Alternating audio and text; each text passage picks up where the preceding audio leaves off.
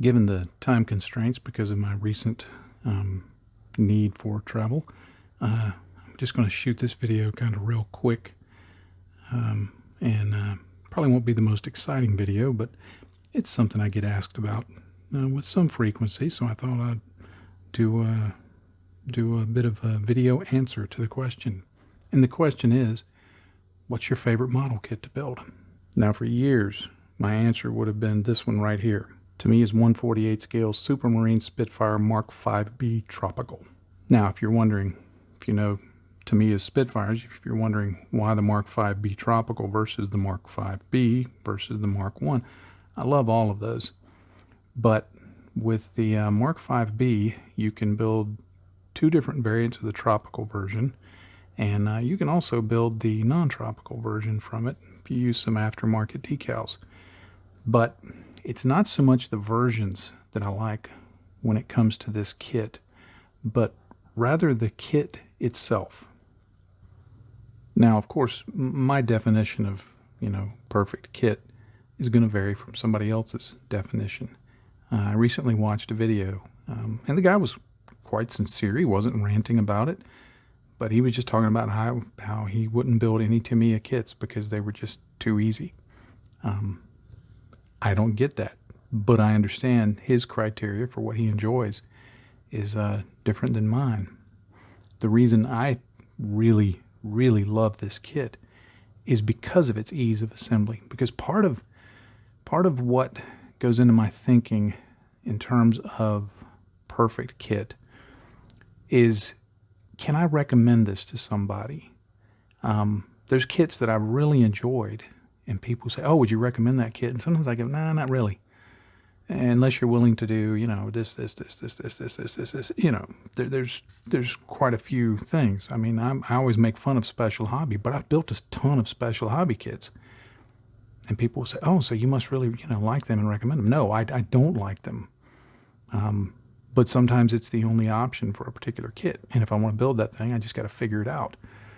But this kit, I could have built this very kit when I was 7 years old and not had any problems. Wouldn't have painted it like I do now, wouldn't have weathered it like I do now. The result would have been like it is now, but I could have built this and not had any problems at all. I've tested this theory that you can pretty much build this model 75% of the way without glue and just kind of holding it together, and it all fits. And it just works. It's not snap tight, but it just works. But one of the things is, could I recommend this to anybody? Can it be enjoyed by an advanced modeler? Can it be enjoyed by an advanced modeler and his grandson? Like my grandsons, hey, that would be a perfect project for us when they get a little older. So on both the would I recommend it and can it satisfy a wide range of people? Yes, absolutely. The other thing that I really like about it, again, kind of goes into that profile that for me is a perfect kit, is there's not a lot of parts. I know some people love a lot of parts. And, as I've mentioned, everybody's preferences and tastes are different. So I'm not saying if you like a lot of parts, there's something wrong with you. That's got nothing to do with it.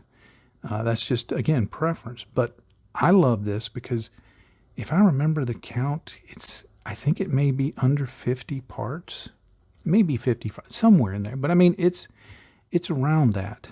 And you see, it's just some very simple sprues, a very simple breakdown in terms of putting things together. You'll build a lot of Spitfires. I love Edward Spitfires. They're very nice, but like they break off the cowling. They do that as a separate part, and then they split it down the middle, so it adds complexity.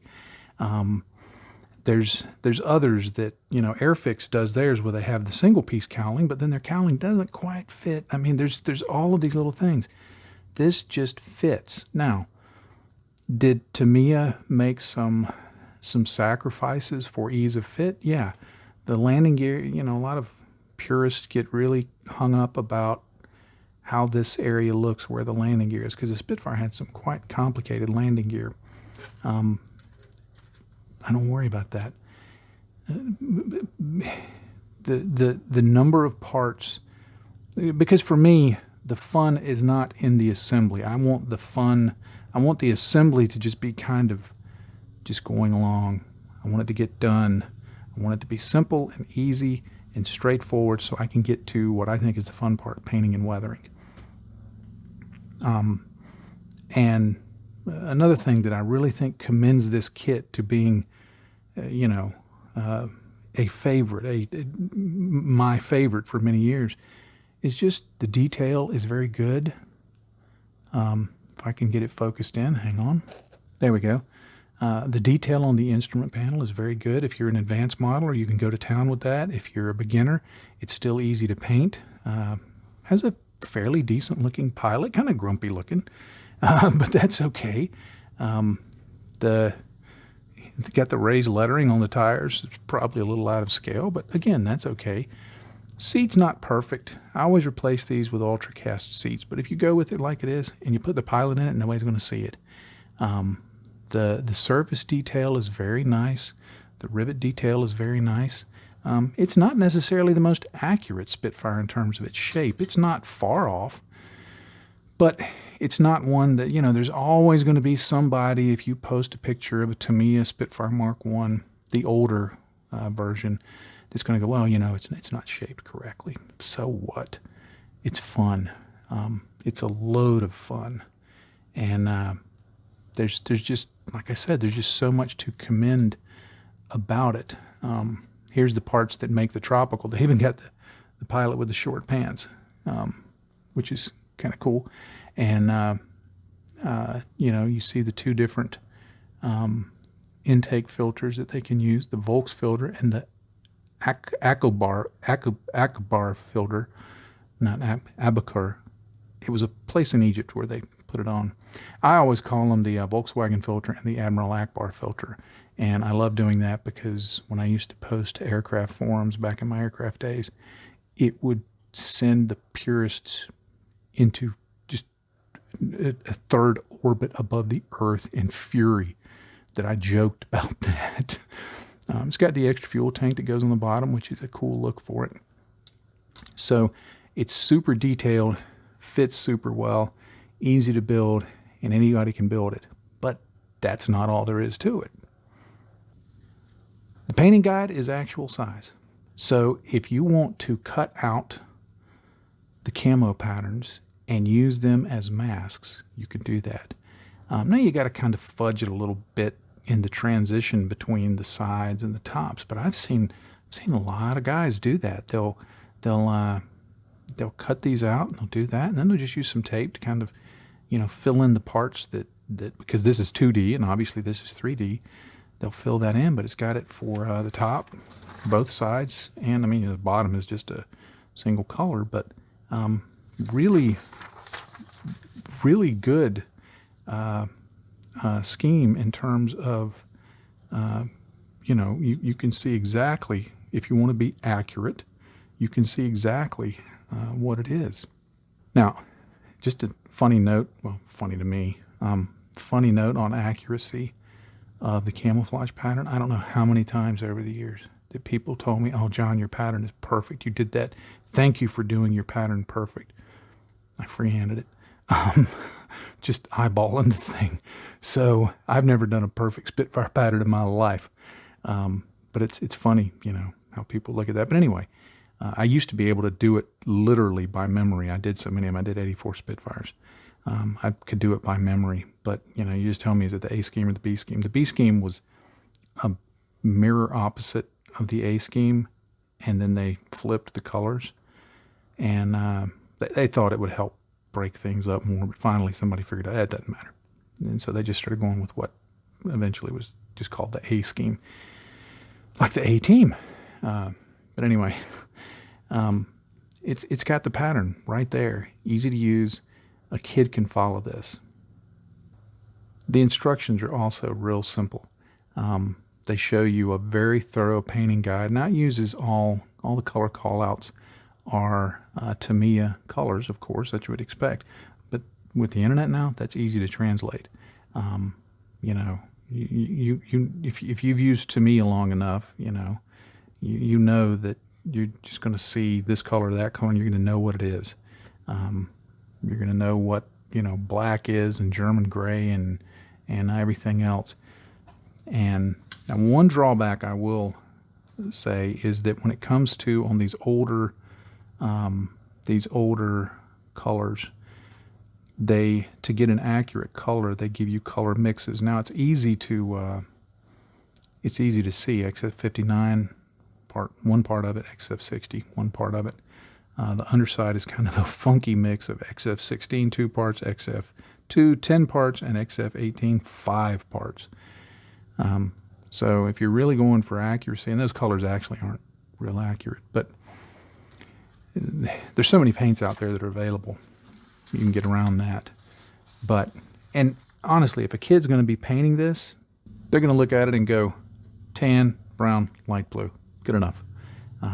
So a kid's not going to worry about it.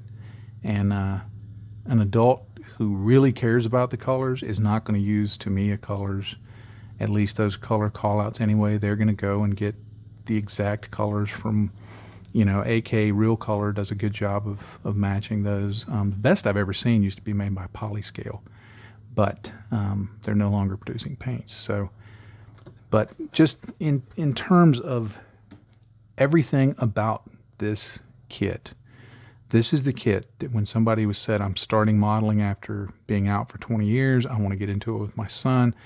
I've been building these complicated models. I'm looking for something that's just kind of, easy, fun, enjoy it kind of experience. Or if somebody says, hey, I really like Spitfires, but I've never built one.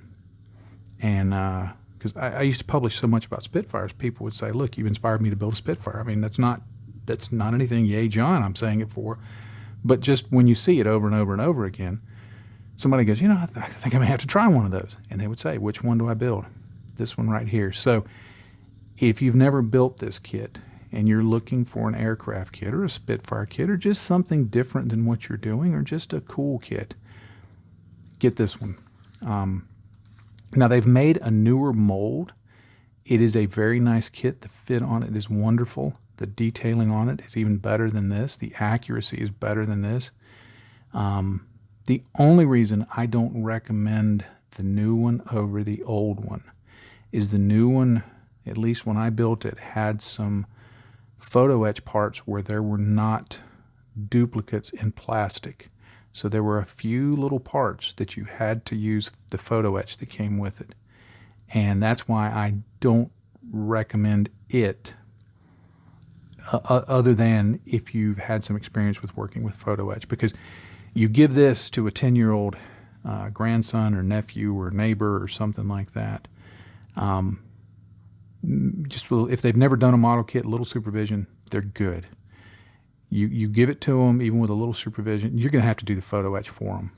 And if you give it to them, say, as a Christmas present, and there's no supervision necessarily, the photo etch is probably going to be a bridge too far. This one, no photo etch. You can buy photo etch. You can buy tons of photo etch in resin and all of that. But I highly recommend this kit. Of course, now that I'm building Sci-Fi, it's opened up my mind to a whole bunch of other models. Models from Bandai, models from Wave, Machining Krieger stuff from Hasegawa, of course, Games Workshop, and many other brands. Some very good things. But the whole reason this came up in my mind was I've been selling a lot of my unbuilt models. I've been paring the stash way, way, way down.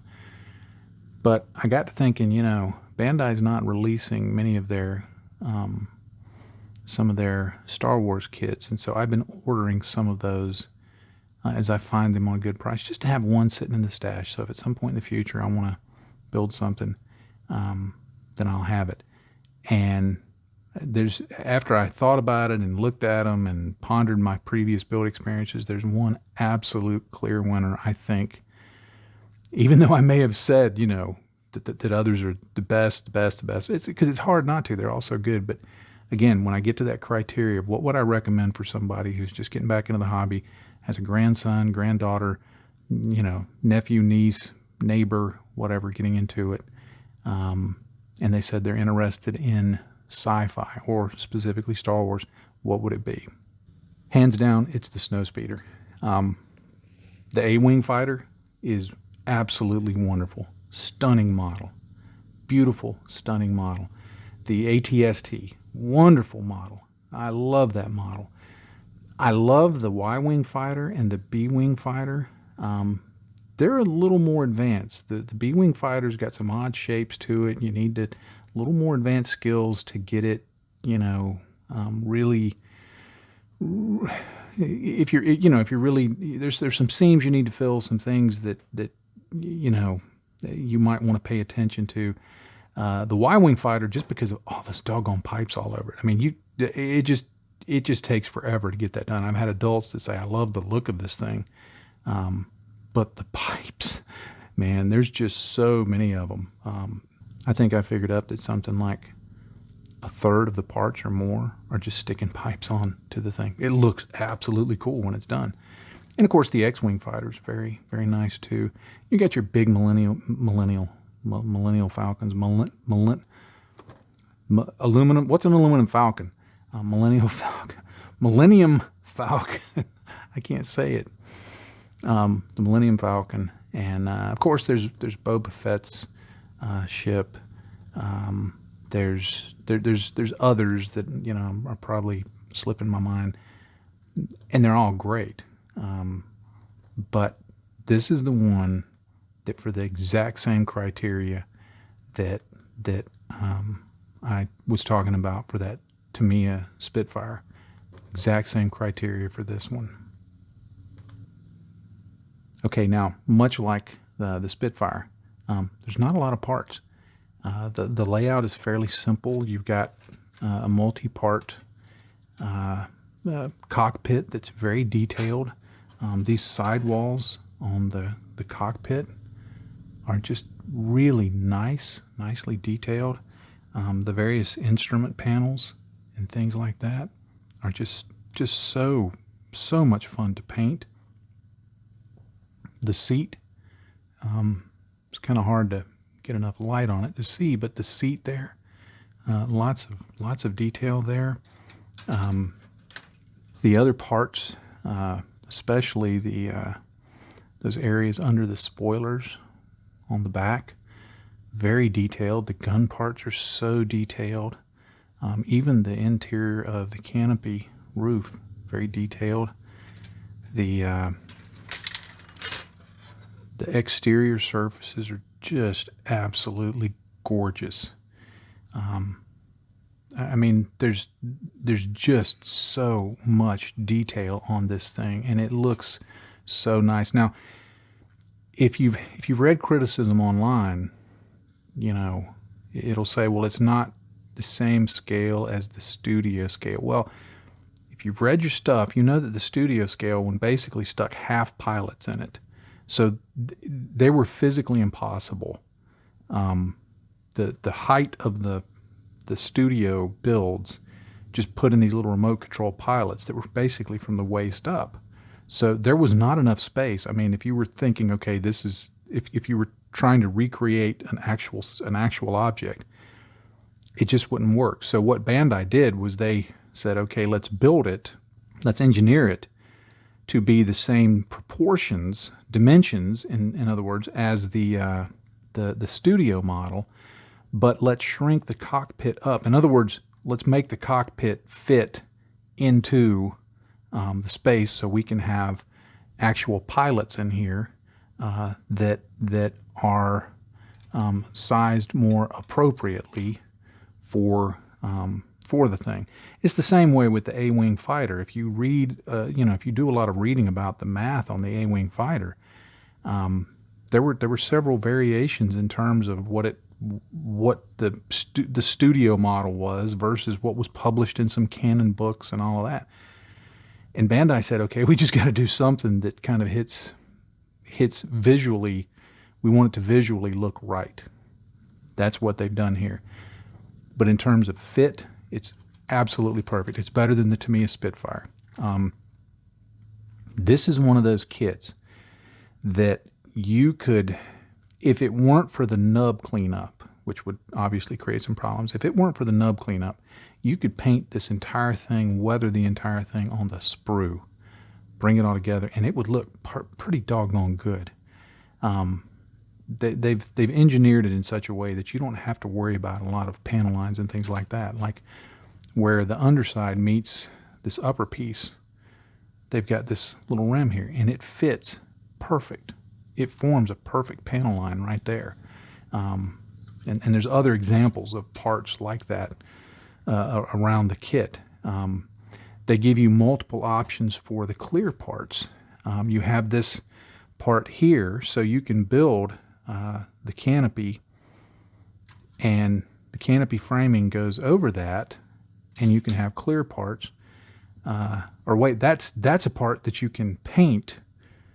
You can do it like a traditional model, that's right. And then you have this part that can slip into here so that you can paint this separately and stick that in there, and you don't have to do any masking. This looks a little more scale correct than this one does, but they give you the option of doing that. And then you can do, of course, the studio way of doing it, which is to not put any clear parts in at all, because that way the camera doesn't get the reflection off of the clear parts, which leaves another option open. Because this is a snap tight kit, you can put this clear part in here, put it on the model, paint it, weather it, do everything you want, pop this back off, pop the clear part out, and you've got a studio style model. You never had to do any crazy masking. So it's got just in terms of fit and detail and buildability and everything like this, I would never hesitate to suggest this to anyone. In fact, and I can't believe I'm saying this because I love Spitfire so much, I would suggest this to anybody. The fact that you have to glue the Spitfire together while gluing is not hard.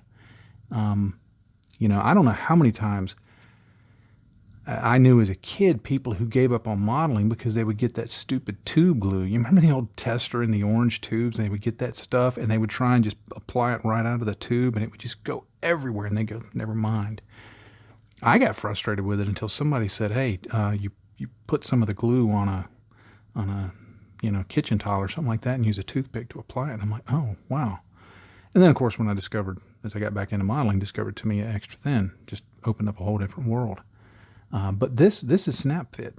And so it's not only good for advanced modelers and basic modelers, but basic modelers can do it without even having to worry about glue. Now, a complaint that I do hear is, well, the instructions are in Japanese.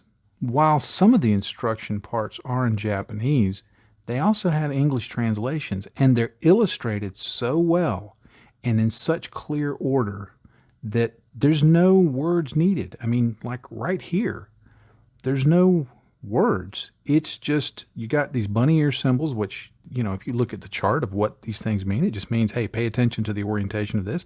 And it tells you put this in first, you put this on second, then you put that on third. I mean, these are the clearest instructions you're going to find in modeling, I think, from Bandai. They're just, if you follow them, everything goes perfectly.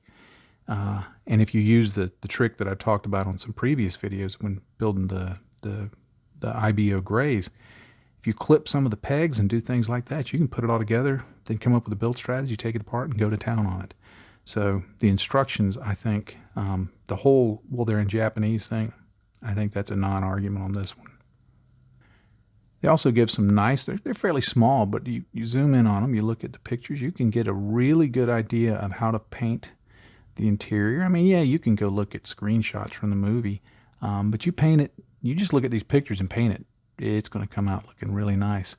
And even if you gave this to somebody who just built it without painting it, except for the interior, they're going to come away with something that looks pretty darn close to Canon, and I'll show you why.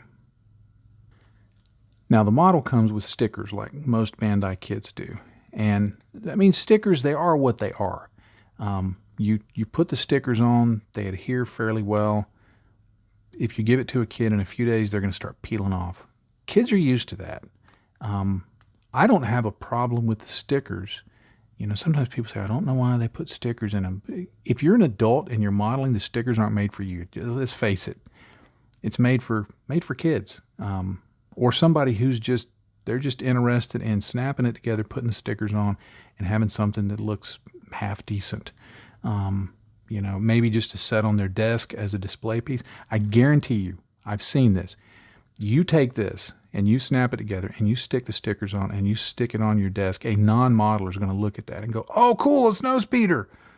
They're not going to go, well, I noticed that you used the stickers and you did not paint the interior to a Canon-specific color, and I'm very disappointed in the effort. No, they're going to go, oh, cool, a Snowspeeder. Now, but besides the stickers, they come with water slides. And their water slides aren't bad. They're not the best printed in the world, but they're not the worst. They're probably Tamiya quality.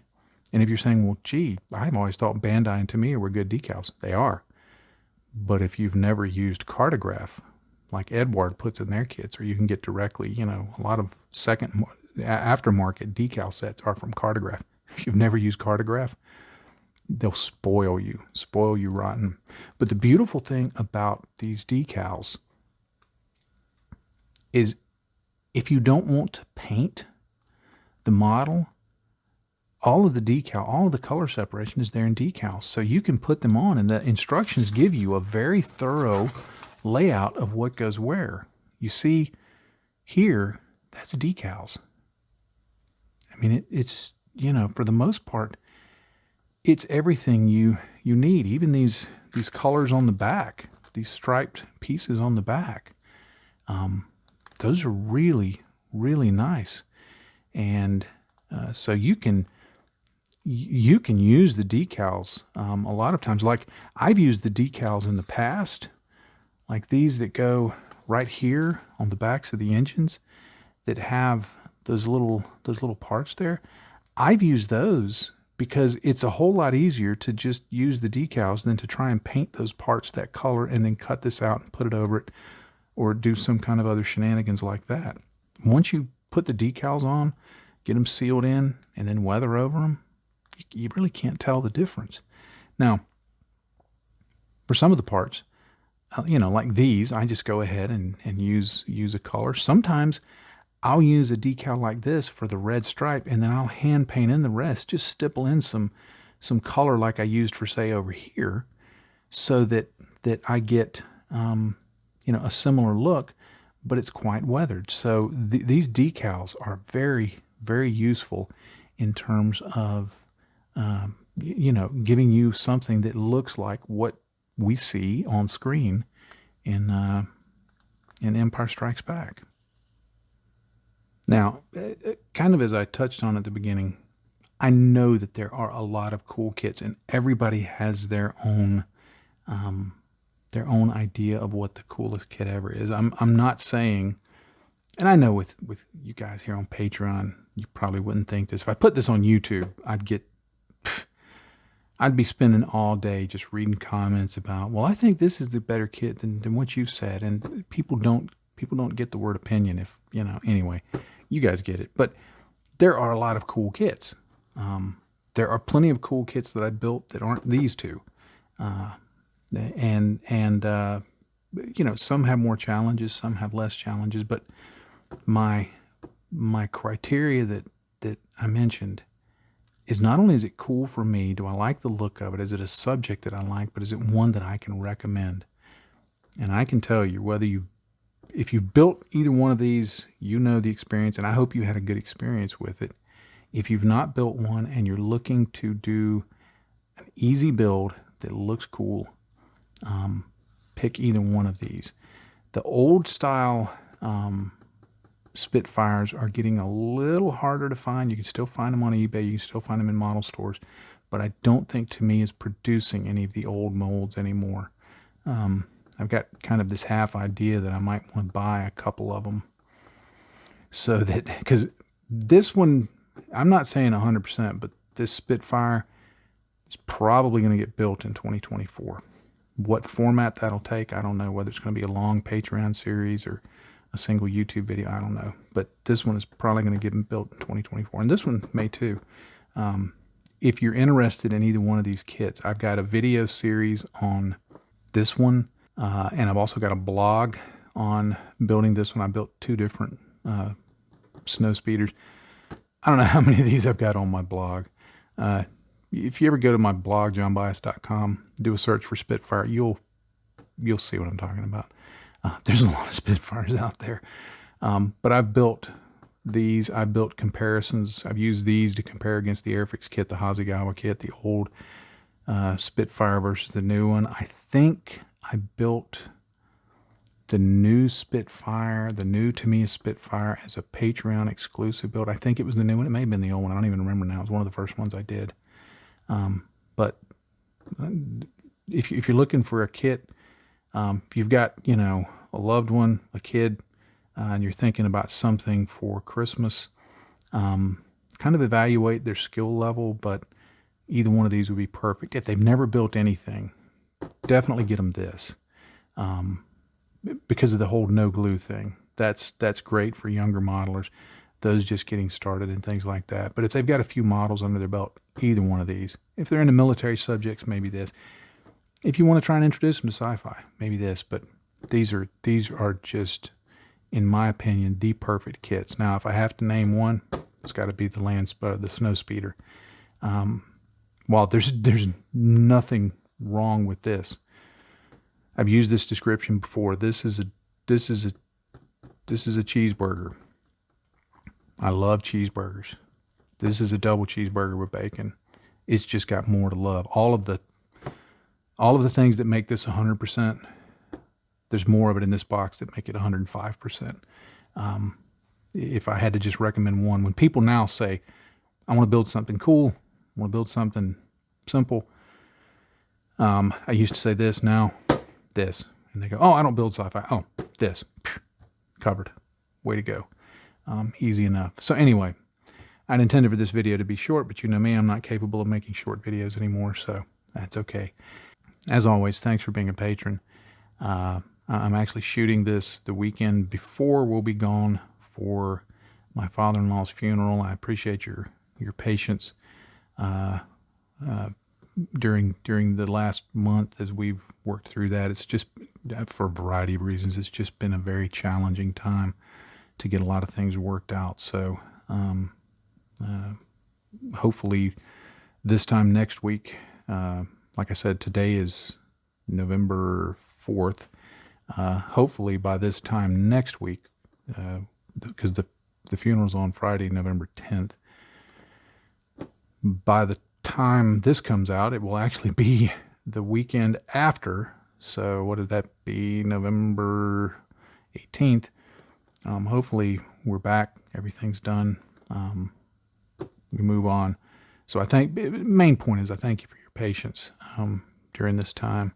And but I hope this has been interesting to kind of articulate why I like these kits, and that maybe it's given you, even if these aren't kits that you would say, well, I would think those would be my favorite, if it's given you kind of a framework to examine, well, what is my framework? What are the kits that I've built that I had the most fun with? What do they have in common?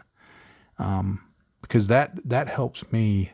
The older I've gotten and the more models I've built, the more I look at, okay, I want a kit that is similar to these two.